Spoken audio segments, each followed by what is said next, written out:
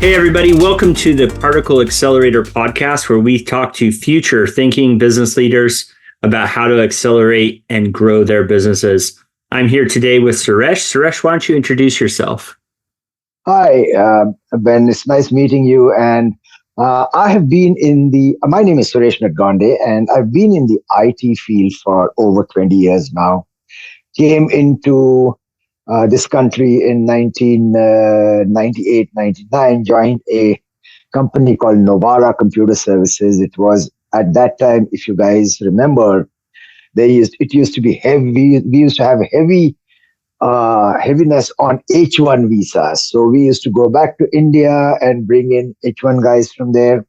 But it was all focused on IT. Now, that time, it was just staffing. We were not doing anything other than that. But then as progression happened, these guys left. So I grew Novara from a 5-person company to over 300 people. Most of them were H1 visas. We had a few who were US citizens. But that company grew so big that it was in a small little rental space of about 400 square feet. And by the time I left them, they were, in a swanky place in Manhattan. Nice. Unfortunately, the dot bust thing just, messed them up and they closed down. So it was, I think the growth was too fast. Cool. And that was the reason. When you were younger, what was your first job? Before even that, what was your first job? That was my first job. Okay, cool. So I came from India. They hired me for that from India. So Nice. I used to be, so when I came here, I came with them on an H1, believe it or not. And then I grew. So that's how I'm where I am today. Did you have a toy or a hobby when you were a child that inspired what you do for your career today? I used to be in construction in India. It's very weird. And from construction, I came into IT. So it was, I never ever realized that I would ever get into information technology. Yeah. That was what it was at that time. Yeah. And early IT projects were a lot like construction, right? You had to have a full plan. Then I'd love to see construction be iterative, right? Then can you just add a story onto the building as you go, have people living in there, but you keep adding the stories, right? Wouldn't that be crazy? True. Very, very true. Yeah. What was your favorite and also your least favorite subject in college? My favorite was marketing. Okay. And sales, and my least favorite was finance. Okay. Yeah, that makes sense. But I was more into sales and marketing all my life. Always, interacting with people was my strong point. Yeah. Yeah, I share that. What quote from a famous person lives in your mind rent free? I don't know what a quote, but I can tell you, I love what Steve Jobs said. That is one thing that I really love, that thing that he said, that if you hire somebody, hire that person because you want him to do the job and not tell him what to do. Sure. So it's very, very important. Nowadays, what is happening is there are a lot of companies who hire you because they see a great profile. And they feel that but ultimately they have their ideas in their mind. And I do not think that's a good idea, because then you do it yourself. Don't hire this guy. Right. If you want him to do what you want to do, you don't need to hire the person. Sure. And a lot of times we make this big mistake of hiring people and then expecting that person to succeed in a manner that you want him to do the job yourself. Sure. He will only succeed if he does what he's come in to do. So you have to give him a long rope. You have to give him a lot of leeway for him to succeed. Him or her. Yeah, we talk about being goal driven versus task driven. So we talk a lot about like what is the goal, not what are the tasks, but what is the goal. The other really great thing that I've been thinking a lot about, and it's changed, transformed my mind in a way, is the idea of being rather than doing. Like we're human beings, not human doings. Correct. And this has been a leadership shift for me. I found that when we're focused on doing, that's when you think about cutting corners, and it just anything to get this thing done, I will do it. Yeah. But when we think about being a professional, then when we go to do things, when we go to complete the work, we're more focused on being a professional, and that's where the standards and the culture of excellence comes from. And then along your same lines, I think what we found is if we're not careful, if we don't do a good job in the interview process, we will hire for skill but fire for culture. No, you are so very correct in this. So absolutely, I 100% agree with you. And on that point of doing, that is where the whole thing goes south. Because when you start doing something, it is under pressure that you're doing it. Right. So it becomes I 100% agree with what you said. Yeah, that's awesome. Yeah. So what do you feel is the greatest invention or discovery in the past 300 years?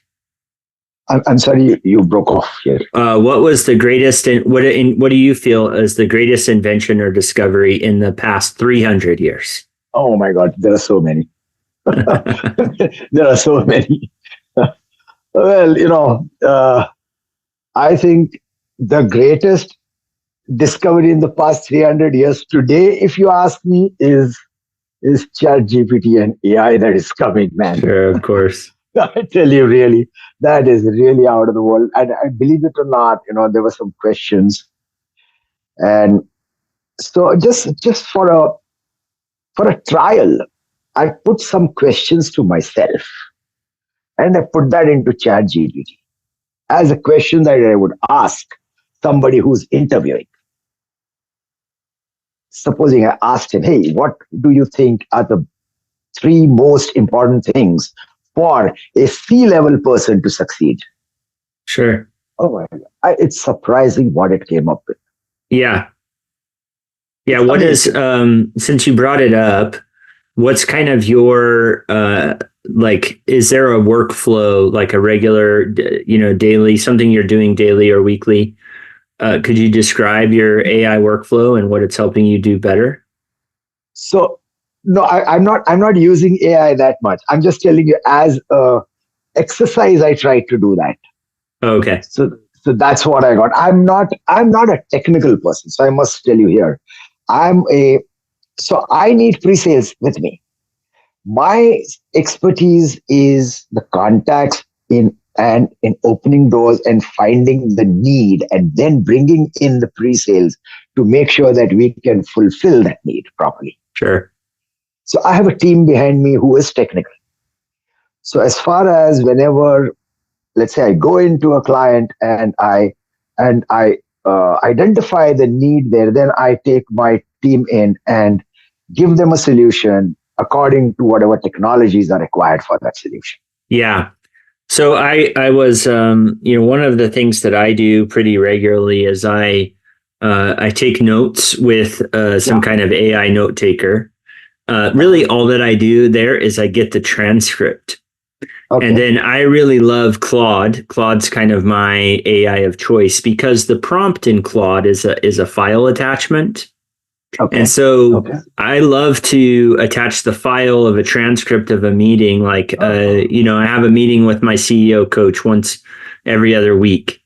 And it's every 2 weeks that I have a meeting with my CEO coach. So if I just go to the last meeting or maybe even the last 3 meetings and I attach those to the prompt, and then I just say, hey, what kinds of things should I prepare for my next coaching meeting?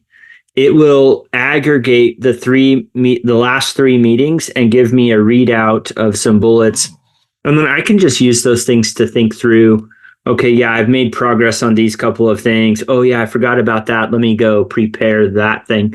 So I just use it as a way of quickly parsing through transcripts of meetings to give me a refresher and to give me some inspiration on the next thing. I'm using it constantly as a sort of brainstorming assistant and a learning thing for you to improve on Sure. whatever you're. Yeah, Absolutely, absolutely.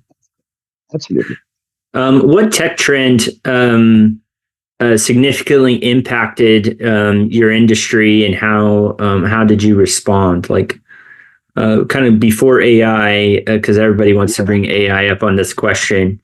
But what tech trend significantly impacted your industry, and how did you respond? So there were a couple. So it started off with IoT. Mm-hmm. So we were dealing with a lot of uh, you know transport companies, and they wanted to track their vehicles, etc. So we created a solution for them at that time. Now, of course, it's available everywhere, but this is way back. And also during COVID, we came about with a tracking system, which is up on our website. Actually, you can see it there, COVID tracker. Uh, we came up with a tracking system for people who are so how close you are to people. So it will tell you you're too close to this person, or keeping that safe distance, etc. So that was really interesting. It was something very innovative. Now, of course, you have a lot of them, but that was one. And then, of course, the cloud solutions that have come in nowadays. Nothing is on your computer; everything is up there. So, so that was the other thing. And the third thing was, we tried to do. I would say we've 100%, 100%, done that thing, but ransomware. So there was this company who got hit with ransomware, and we were very, very fortunate to be able to get them out without them having to pay anything. Mm. So those were the three really great things that I felt that we did a good job, because that company was so big. They had asked for a ransom of over $3 million, Wow. and we could get them out for $30,000. We believe it or not. That's great. That's great. Yeah. So I think we did a great job there. Yeah, good. What are some technology innovations that you're betting on to drive your business growth going forward? At the moment, I'm focusing more on very specific things. So I won't say technology areas, but I would say solution areas. Now, it depends on what technologies you use. But we are at the moment only focusing on three different areas. One is a CSP, that is cloud service provider. Second is automation. Third is staffing. And fourth is your AI. So these are four areas that we are focusing on, nothing else. Cool. And what do you think the significant gaps are between, those for most companies and those services? Knowledge is a big gap. Mm-hmm. Yeah. That is the biggest gap, believe it or not, because I don't know. I won't blame the companies, but I think even the companies have been. Everybody comes to them and they tell them, "Hey, we can do it," and the companies have also got burned. So relying on us is really a question mark, because I am saying something I can do. Can I really do it? So knowledge is very, very important for the companies to have. It's difficult otherwise. And for smaller companies like us, we are not a huge company like an Accenture or like a Infosys, who can just go in by name and they already have the credibility. We have to make sure that that those people, the clients have a trust in us for us to build that credibility. So it becomes Sure. far more difficult for smaller companies to get in there. So I think references are very, very important to get into good companies where, they will also have some trust in you. Yeah. We've really specialized on the idea of application modernization, taking legacy code. We partner with some leading MSPs because we think that managed service providers are harboring all the legacy tech, and so our strategy is really to go after the legacy tech. Of course, we would love a greenfield, building a new mobile app, doing those things, and we'll probably continue to do that. But we really get excited about enterprise software that's needing a fresh life. So we're working on some COBOL mainframe cloud migrations, which are really large scale application rewrites, and so we specialize in that. And what I found is that after the half a dozen of these specific types of projects, then you're really speaking into experience and you can meet that skills gap. But, app modernization, we were into that a couple of years back. It's great that you're still there in it, because what we saw, I'll tell you, when we went in there, as I initially mentioned, knowledge is very, very important. The C-level CTO, CIO sitting up there, he is advising the CEO. And, he says, what, instead of modernizing this, what is it going to cost? Okay, $1 million. Why don't we get something which is brand new? That's what they do. Yeah, and I think the modern application process is also a collection of things, right? It's never just a single, it's never just a simple answer of, hey, rewrite everything. Because, yeah, you're right. 20 years ago, 30 years ago, when that COBOL code was written, there just weren't that many options. So we talk a lot about the high need versus the high value. So the high need things, you're certainly not going to host something on your own hardware. You're going to use the cloud. You're not going to build your own accounting suite. You're going to look at Great Plains or, so there's a stack of commercial off-the-shelf software that you're going to kind of pull around and co-integrate. And so we can collaborate with the CEO, the CIO, and the CTO on that. But in the user experience, you're not going to want to put something off the shelf in front of the customer. Where it comes to user experience, you're going to want to customize. And, a lot of these platforms are quite proprietary. So there's not a data model for it sitting out there on the shelf. So yeah, that is a really smart point that, you don't have to reinvent the wheel anymore. The barrier of entry has reduced. Yeah. No, I do agree with you. I've just seen that, people are very averse to change. Sure. That is number one. Very, very averse to change. They don't like it. They are happy with what they've got. But when it comes to integrating and when it comes to, I've seen so many people, they just want to stay with what they've got. They don't want to do anything because they are so used to working in that manner that anything new, anything a learning curve that they have to do is scary for them.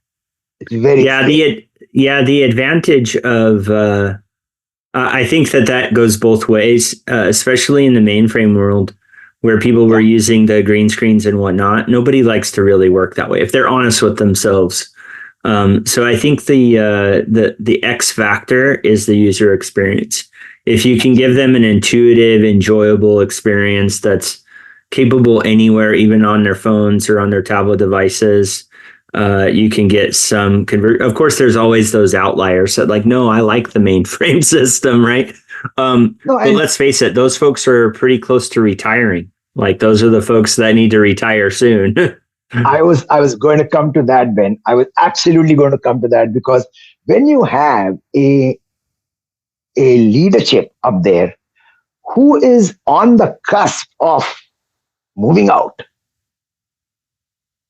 They have got blinders on their eyes. Mm-hmm. It's like a horse with blinders. It Mm-hmm. doesn't see the entire world at all. So I'm giving you an example. The VP of a company, the leadership of the company is all 70 years. Now, even if we advise them on something which is going to make their life more easier, they just don't want to touch it. And the younger generation, it becomes that, if they try to educate them and try to influence them, it just doesn't work. Yeah, yeah, that makes sense. Well, a lot of my audience are CEOs that are trying to grow their business and accelerate their product. What advice would you share for connecting your technology roadmap with your overall business strategy? See, growing a product or a service, depending on where you are. So let me go back a little bit. I joined a company called Eiling System when it was like 27 people and $3 million. And we were a services company, of course. And from there, this was in 2000, probably seven. And I was with them up to about 2019 or 2020. And from there, we could grow. There was no sales except for me for the first 3 years. And then I started hiring people, and then we got a good team. And by the time we reached 2018, we were at $60 million. This is only services. So Sure. there are many, many ways, many strategies you can use to grow a business, depending on what products you have, depending on what services you have, depending what alliances and partnerships you have or you don't have, and what you should have. Sure. So those are strategic plans that you put into place. This is exactly what we did, what I've been doing all along, like creating these alliances with Microsoft, with AWS, with all these alliances with Adobe. They are giving you the leads then at whatever level you may be.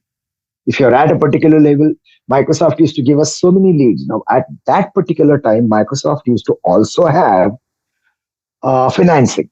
So they used to finance even the marketing that you used to do, portion of it, they used to finance it. So let's say I had a lunch and I invited CIOs and CTOs to that lunch. That lunch was sponsored by Microsoft. Or I could have it in the Microsoft office where a Microsoft subject matter expert used to come and talk about, if you are talking about security. He would come in, a security expert would come and give a talk to the CEOs and CIOs. So that is, how you have to really grow this. And it grows very fast. If you have 20, 25 CEOs in one room with a breakfast and a lunch, half a day session, believe me, it grows really fast. Yeah, it's very cool. Yeah. So I've seen that. This is the way that I've been able to grow companies. That's cool. What lessons have you learned from tech initiatives that failed to deliver expected value? Oh my God. I think as far as I'm concerned, there were a lot of failures before success started. Seriously, there were a lot. I mean, everybody thinks that we know it all, believe it or not. I know it. I think this is the best way to go. No, it isn't. No, it isn't. So failures have always been there. I think you need to have a mentor. You must have a mentor as well as an advisor who you look up to. Successes, you take things from them, you add it to your own thoughts. And I think that is the only way that you can succeed properly. Failures are going to be there. I have not seen a single person who's told me that, I started this without a failure. Always had failures before success. And one learns. Very, very few people have, unless of course they've got tons of money, who have been, who have come into money ancestrally. then they don't have to worry about it. They don't care whether they lose or. But people who come from ground up, I've seen that many of them have failed before they've succeeded. And the main reason for failure I've seen is underfunding. Mm. I've seen that many businesses have closed down because of inadequate funding. Right. I would never suggest, I would always advise anybody to start a business, make a proper business plan, make sure you have the funding in place properly, then only start. Yeah, what we see from our startup type clients is they have to have the proper sized appetite for what they want to deliver to the market. So if they are willing to spend some time creatively to figuring out the small thing that the users will try, and then iterate and grow it slowly over time, then you can do this without a pot of gold. But if you, especially if you already have an existing user base, you need some money. You need some budget to be able to successfully do a transformation. Digital transformation is not free. I totally would agree. And then for our startup friends, we find that there's kind of an art to the agile methodology and the agile thinking to find the user's exact need and meet that conservatively. And then as the user start giving you feedback, you can use that feedback and essentially build directly into the demand without taking extreme risks with a big piece of software and then trying to find the users. And this is, I'm not only talking about software, I'm talking about general, even brick and mortar business. Mm-hmm. Brick and mortar business also, previously you used to have a lot of inventory. For that, you needed to have funding. Now, things are a little different because of the e-commerce area that is coming, the drop shipping that is coming. So in case of any brick and mortar also, you don't have to invest that much capital into it.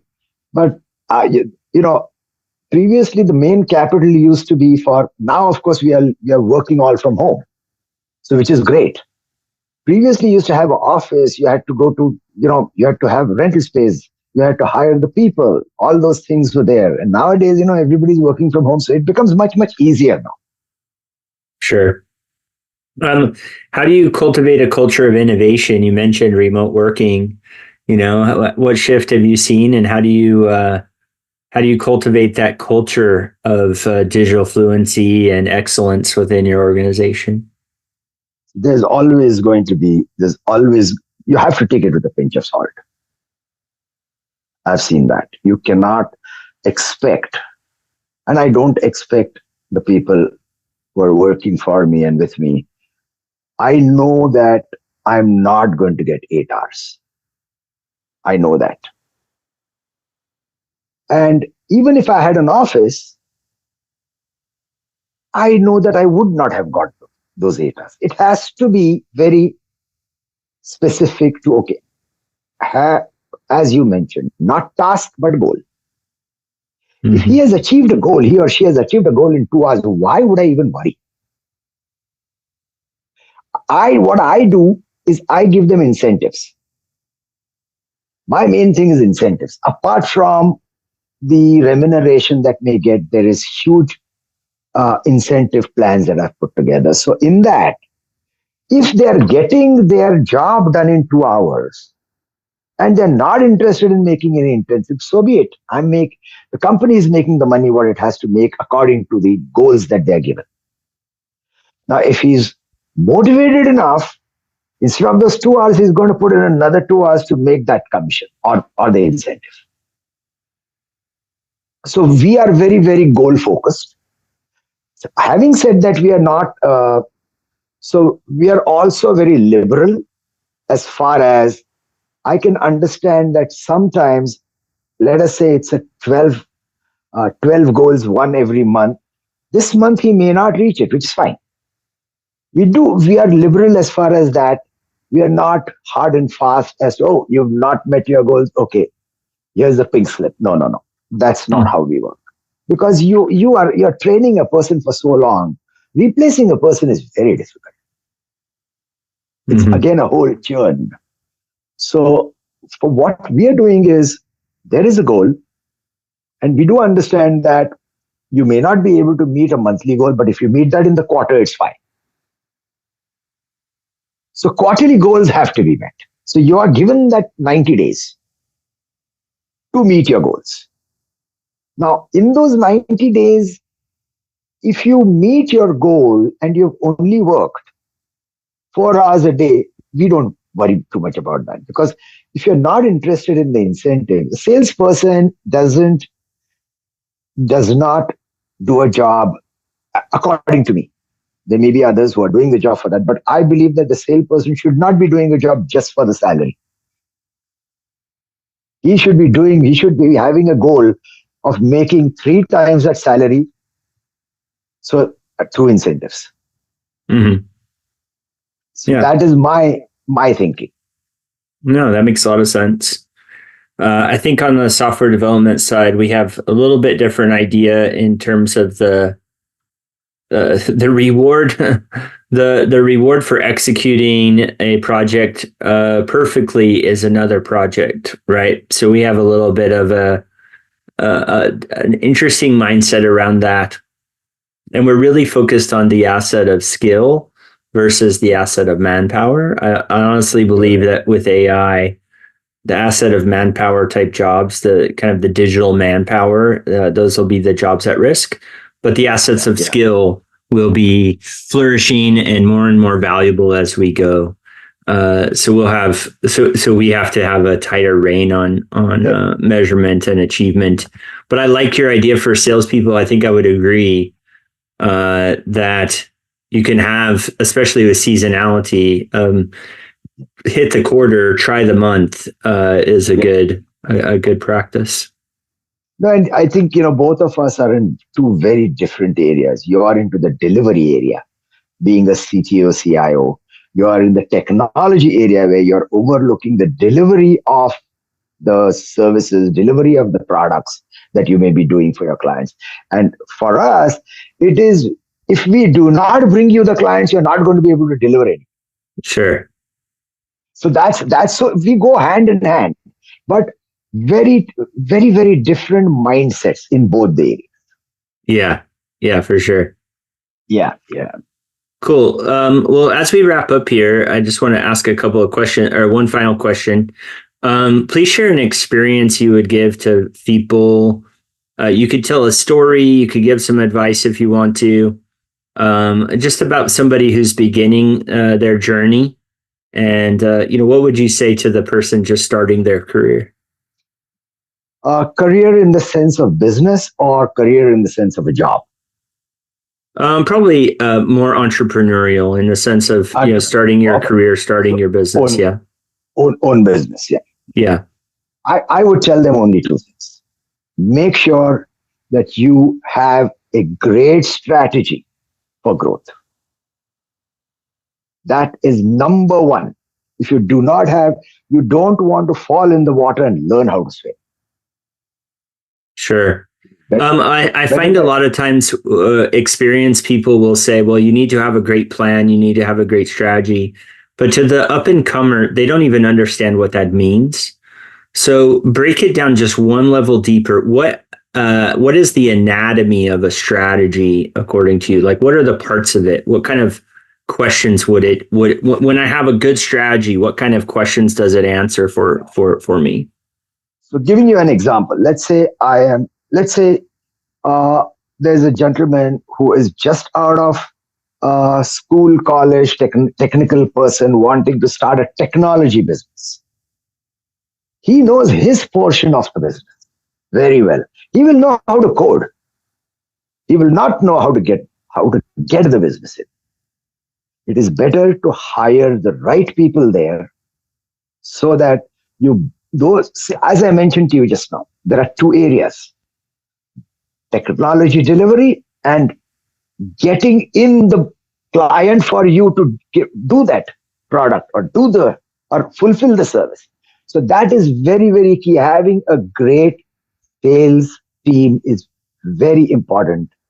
Unless, of course, you already have your clients, which is really difficult. I've only seen that happen with people who work for Google, and then they have innovated something in Google, and I know a couple of them, and then Google has funded their whole venture, and Google buys the products. So there you don't have to have anything. You already got a kickstart. Then from there it's just growth, growth, and growth, and that growth is not for Google but for everyone else but Google. Mm-hmm. That is where you need the sales team there. But you already have so much of experience behind you that just telling the name to a new client, hey, this is what we've done for Google, that's it. You've sure won. That would be rare, right? Yeah.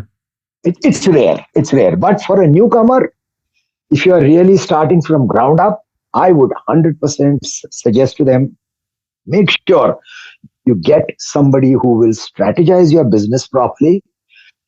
It doesn't have to be a person who is full-time with you. It could be a part-time person who's advising you on certain things. Put them on your board. Make sure they advise you properly. That is the only way. People who've got a good Rolodex who can take you in somewhere. Mm-hmm. Yeah, that is very, very important for quick growth. Otherwise, it's a churn then. Yeah, for sure. So I personally, I agree with your advice. I personally have 2 different mastermind groups I'm part of, a CEO coach. I have a CMO consultant that I leverage. Even this podcast, I'm using a set of consultants to, find you and have you be a guest on my podcast. So I think the really cool thing about the services industry is if you just want a little bit or you want a lot, or it's all out there for you.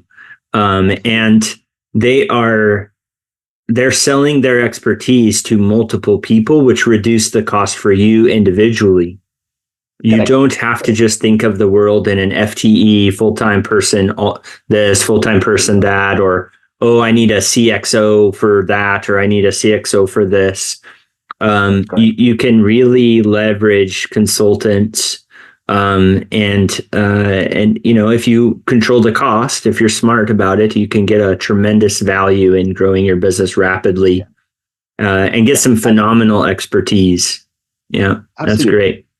I'll just give you an example of the company I was working with as a consultant, which is called Jiva Infotech. I don't know, you must have seen my LinkedIn profile, I'm sure. So Jiva Infotech, they are a company who are an e-commerce company. So in the sense that they create solutions for people like you and me who want to have an e-commerce platform, let's say. Mm-hmm. And they do it either by using Shopify or they do it either by using Adobe. So those are the 2 areas. They don't do Amazons and all that. But when we spoke, they took me on because they wanted to get into the solution sales area, mm-hmm. and staffing area. They wanted to start a wing of staffing and solution sales. Solution sales which were not related to e-commerce. And that is what I did for them for the last 1.5 years. Yeah, that's great. They grew from, they were what, 1.5 million. In 1.5 years, we got them to 6 million. Yeah, that's great. So, I mean, that could be a phenomenal solution if you're trying to bolster your e-commerce strategy or your e-commerce solutioning, and you just find somebody like that, and they give you a lot of help in Shopify or the Adobe suite. That's great. That's a great case study. But then I'll tell you, there's one thing that I saw these people. Again, I mentioned to you, horses with blinders. Only e-commerce. They had the clientele, but they never even discussed with the clientele anything else but e-commerce. Mm. And from the clientele that they had, there were like 40 different clients. Out of them, 23 clients, same clients, 23 of those clients came and gave us other projects other than e-commerce. That's great.